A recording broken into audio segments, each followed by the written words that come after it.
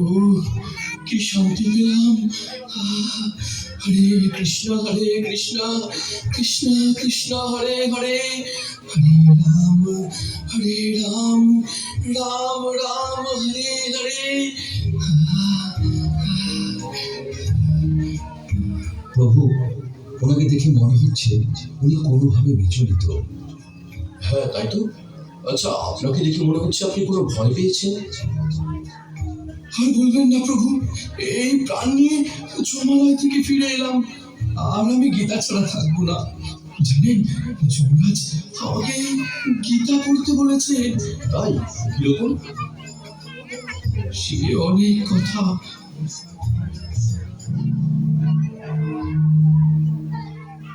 গৌর, বলো। সে অনেক কথা।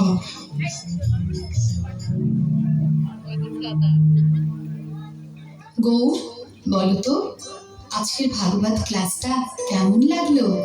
হ্যাঁ মা, উনি গল্প বলে বলে ক্লাস করান, তাই আমার শুনতে খুব ভালো লাগে। জানো মা, আমার বেশি ভালো লেগেছে মাধব প্রভুর কীর্তন। আমি তো খুব নৃত্য করেছি। ও, তোমরা তাহলে নাচানাচি করতে গিয়েছিলে? ঘরের নাচার জায়গা নেই? জানো তো, আজকে কার্তিক প্রভুর বাড়িতে গীতা পাঠ ছিল, তাই ওকে নিয়ে ফেরার সময় একটু ঢুকেছিলাম। হ্যাঁ বাবা, আমি তো খুব মজা করেছি। তোমার পড়াশোনা নেই? গীতা পাঠ করতে গেছো, কীর্তনে গেছো? যাও, ভেতরে যাও। ওকে এভাবে বলছো কেন? আমরা কি রোজ যাই? আর রোজ গেলেও বা আমরা কি কোনো খারাপ কাজে যাচ্ছি? চুপ, একেবারে চুপ। অন্যায় করে আবার কথা হচ্ছে। এই যে গলায় কাঠ জড়িয়েছো, কপালে মাটি মেখে ঘুরে বেড়াচ্ছ, এতে মানুষ কত কথা বলে জানো?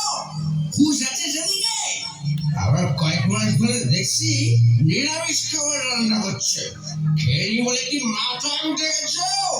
এসব আমার পছন্দ নয়, মানতে পারবো না এসব। ও, মাছ মাংস করে দিতে পারি না বলে খারাপ হয়ে গেছে। নিরীহ প্রাণীদের হত্যা করে তাদের মাংস খেতে খুব আনন্দ লাগে। অন্য প্রাণীদের হত্যা করে আনন্দ করতে চাও? অন্যকে কষ্ট দিয়ে আরেকজনের কি করে সুখ হতে পারে? সাধুর সঙ্গে গেছি বলে রাগ? বাচ্চাকে নিয়ে তোমার সঙ্গে সিরিয়াল দেখলে আর মদ খেলে ভালো হতো। দেখো, একটু বোঝার চেষ্টা করো। সমাজের এই ভয়ঙ্কর পরিস্থিতি থেকে যদি সন্তানকে সুস্থভাবে মানুষ করতে হয়, তাহলে এই যে ধর্মের পথ, শ্রীল প্রভুপাদের গীতা অবশ্যই অধ্যয়ন করতে হবে। হ্যাঁ গো, তুমিও গীতা করো, তাহলে বুঝতে পারবে আমাদের জীবনের প্রকৃত উদ্দেশ্য কি। ব্যাস, অনেক হয়েছে। এই দেখো, এই তুমি যা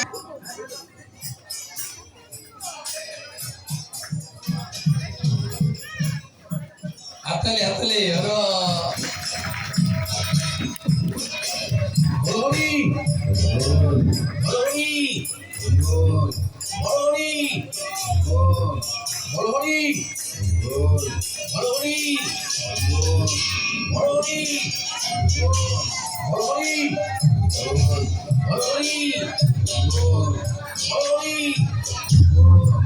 হরি।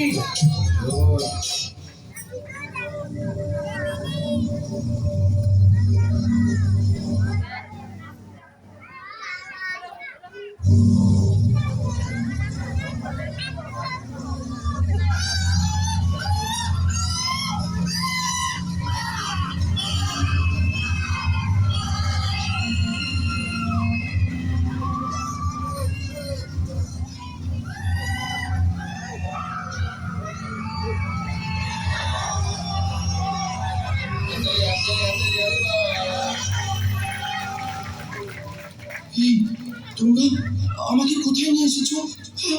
ছাড়ো, ছাড়ো আমাকে।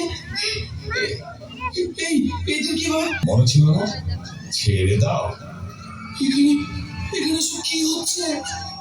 তোমরা তোমরা আমাকে কেন এনেছো? এখানে সবার কর্মফলের বিচার হচ্ছে। আর ওই যে দেখ, ওই যে ওখানে ওরা শাস্তি ভোগ করছে।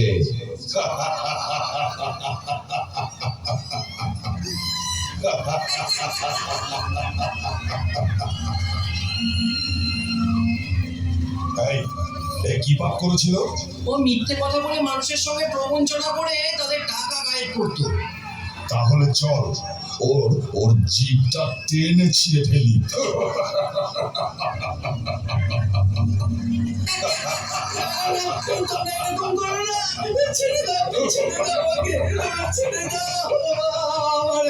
ছিঁড়ে ফেলো, জিভটা টেনে ছিঁড়ে ফেলো।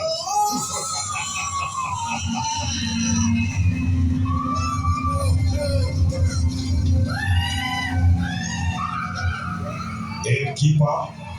এ জীব হত্যা করে তার মাংস খেত। তবে একে ধর, ওই গরম তেলের কড়াই আছে, সেখানে ফুটন্ত তেলে ফেলে দেই।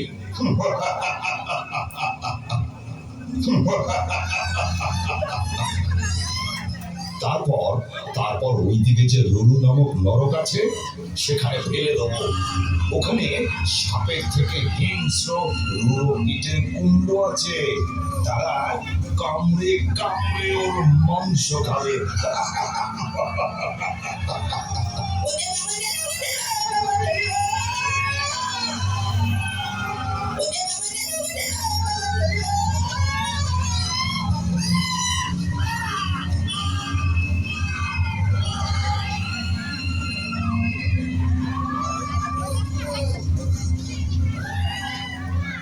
এ কি পাপ করেছে?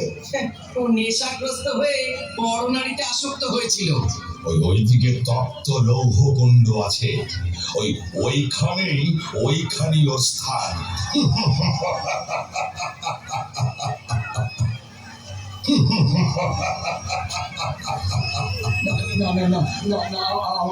আমাকে ছেড়ে দাও। এই কাজ আমি আর কখনো করবো না। ছেড়ে দাও। এটা এখানে আসার আগে ভাবা উচিত ছিল। এখন এখানে এসেছিস যখন, শাস্তি তোকে ভোগ করতেই হবে। এই কাজ আমি আর কখনো করবো না। ছেড়ে দাও। ছেড়ে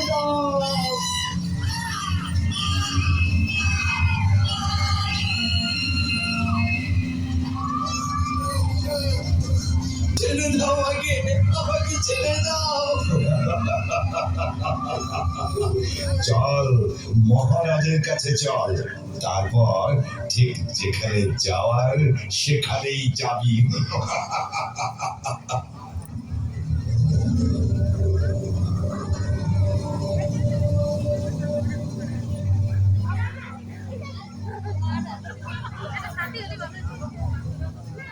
এর নাম কি? সৌরভ প্রামাণিক।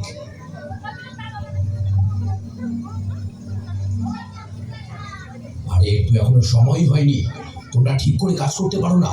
ভুল মানুষকে নিয়ে এসেছে, শাস্তি তো এদেরকেই দিতে হয়। যাও, যেখানে ছিল সেখানে ফিরিয়ে দিয়েছো। উনি কে? উনি আমাদের মহারাজ।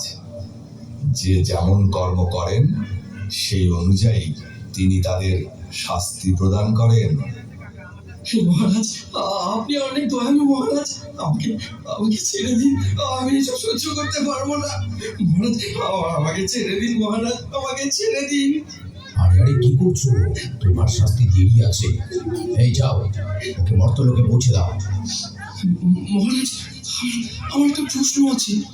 আমাকেও কি এইরকম শাস্তি পেতে হবে?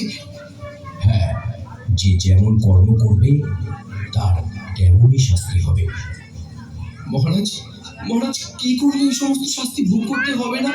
বলুন না মহারাজ, আমি আপনার শরণাগত।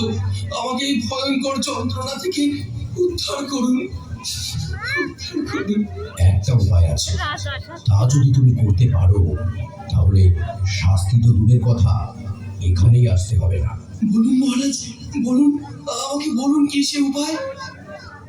মর্তধামে অভয়চরণ শ্রীল প্রভুপাদ নামে এক মহান ভক্তের লেখা শ্রীমদ্ ভাগবত গীতা যথাযথ গ্রন্থ আছে।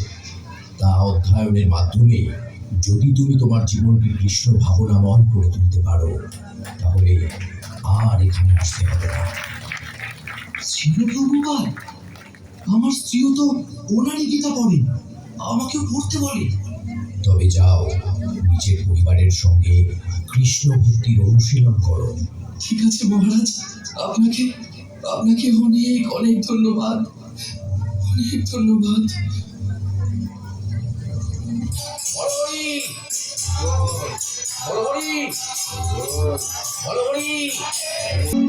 এখন তুমি ইস্কনে যাও আর গীতা পড়ো। শুনলেন তো প্রভু, তাই এখন থেকে আমি গীতা ছাড়া এক মুহূর্ত থাকবো না। আপনাকে আমি প্রণাম জানাই। আপনার স্ত্রী অনেক ভালো ভক্ত হওয়ার কারণে আপনি জমালয় থেকে ফিরে এলেন। তাই এখন বাড়িতে ফিরে শ্রীকৃষ্ণের সংসার গড়ে তুলুন। হরে কৃষ্ণ। চলুন আমরা সকলে মিলে একসঙ্গে কলিযুগের যুগ ধর্ম হরে কৃষ্ণ মহামন্ত্র উচ্চারণ করি।